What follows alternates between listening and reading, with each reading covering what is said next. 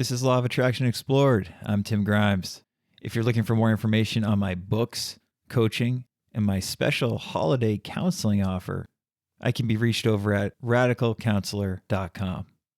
As always, enjoy the episode. So today I would like to cover a topic that we occasionally revisit on this podcast, and that is the connection between law of attraction, law of assumption, manifesting concepts, whatever we want to label them. I think everybody who's listening to this show knows what they are. Those kind of concepts that are about improving your life and improving the life of those around you. I wanted to compare and contrast those general themes, spiritual themes, you could say, and self-improvement themes, with the spiritual concept of non-duality. Because I've noticed, if anything, an increase in the amount of content being put out there talking about the deep connection between non-duality and the law of attraction.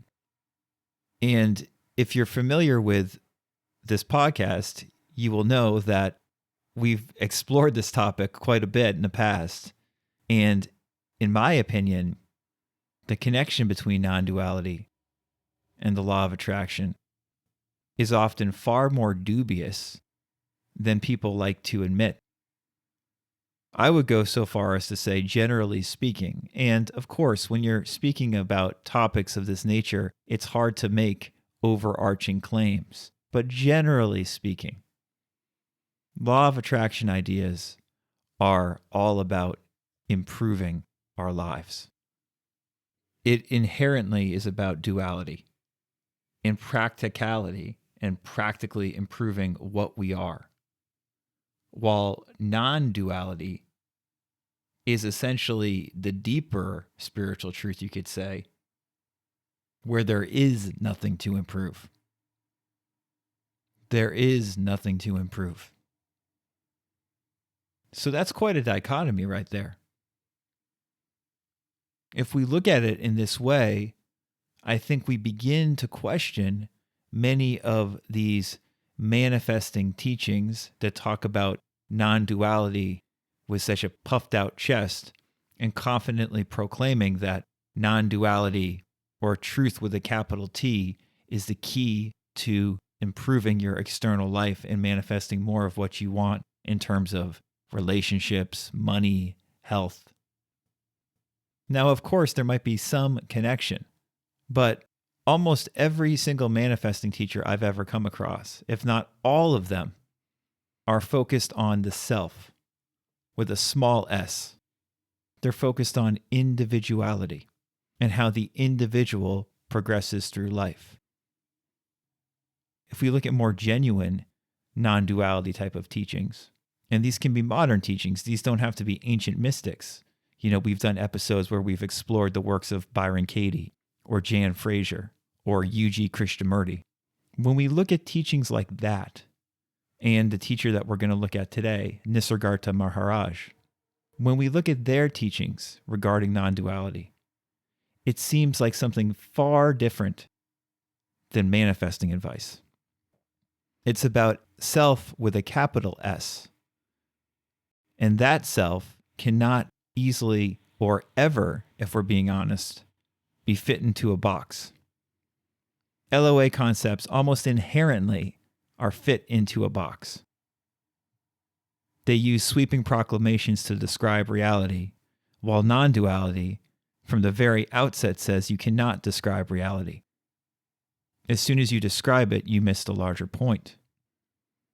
So I think it's wise, generally speaking, and again, we can only speak in general terms here, to put non-duality and these deeper mystical spiritual teachings in a different box than these practical manifesting teachings. Otherwise, we're likely to get very confused and very lost. And to be blunt, I think most people in the manifesting community do not do this and are not satisfied with their non-duality understanding and are not satisfied with their manifesting understanding of these principles. So today I thought I would read from the great book of Nisargadatta Maharaj lectures, edited by Robert Powell, called The Ultimate Medicine. These really aren't lectures as much as conversations that Nisargadatta Maharaj had late in his life with people who came to visit him. And as I've mentioned before, these lectures that Powell has edited into several books, in my opinion, are superior to the more famous book about Nisargadatta Maharaj called I Am That. I really suggest, if you're interested in non-duality and mysticism, to check out The Ultimate Medicine of Nisargadatta Maharaj. And so this is near the beginning of the book. This is the first lecture. I think this really nails a lot of the problems and solutions to linking manifesting concepts with non-duality. Nisargadatta says, to exist as a separate individual constitutes the entire problem. In all these things, the various sense caterings, all reading, search for knowledge, for pleasure, everything is related to that. Once all that subsides, there is no more problem. Then the bliss you experience is true bliss. The foregoing, however, is not a ban on activities. Do whatever you want, but never forget the reality. Never forget what you really are. You are not the body. You are not the food. You are not this vital air, prana. Whatever has appeared is a state, and as such, it has to go. Most of you are not going to understand what is being said here, because you are taking yourself to be the body. Whatever knowledge I am conveying is not directed to the body, with you as bodily entities, as different persons. So long as you are firmly convinced that you are the body, whatever I am telling you is not going to be of any use to you. Because whatever knowledge we take it as body-mind, since it adds to our existing store of information. We then feel we have become more knowledgeable. For example, tomorrow some astrologer or palmist may come and tell me, I would like to tell your future. How can he tell my future when I am not there at all? You would be happy when he told, okay, you will be president of the United States. But with me, that is not the case. In various books they have written about God. Has anyone said what God looks like? What he is really like? Has he got a shape, certain qualities? A God with attributes is still time-bound. Once time comes to an end, even his knowledge of being God vanishes. Just like a beggar dressed as a king, he may feel as a king, so long as he wears king's clothes. Once he throws away the clothes, he knows he is a beggar.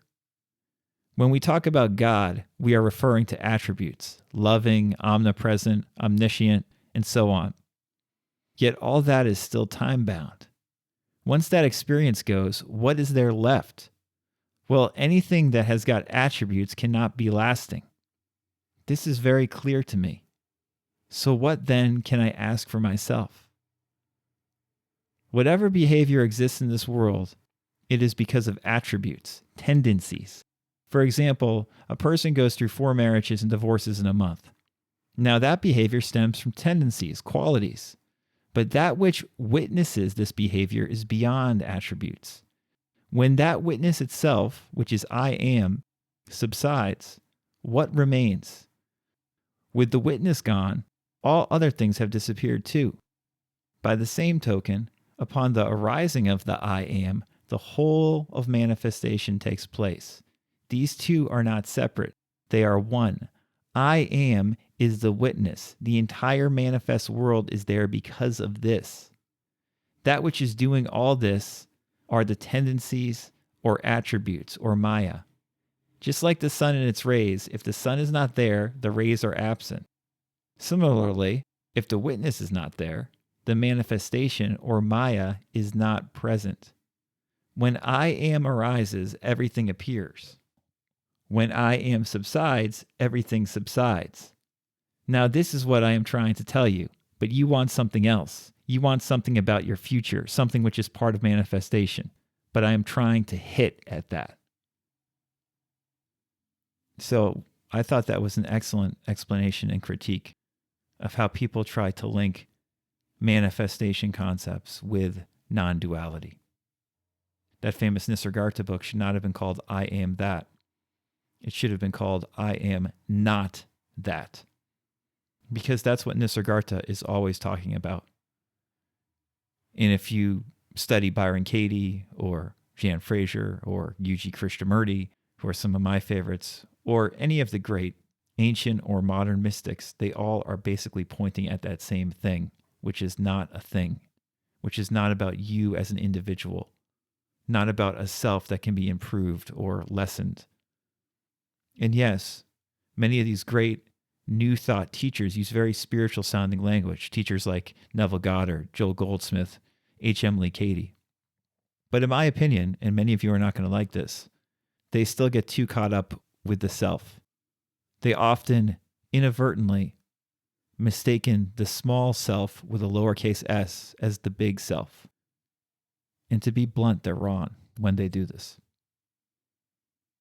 Non-duality is not about improving yourself. It's not about you. It's about reality. And it's nothing like what you think it will be. If you have a preconception of what it is not that. Law of attraction ideas are practical. When we pretend that there's something deeper, we usually end up suffering more than we need to.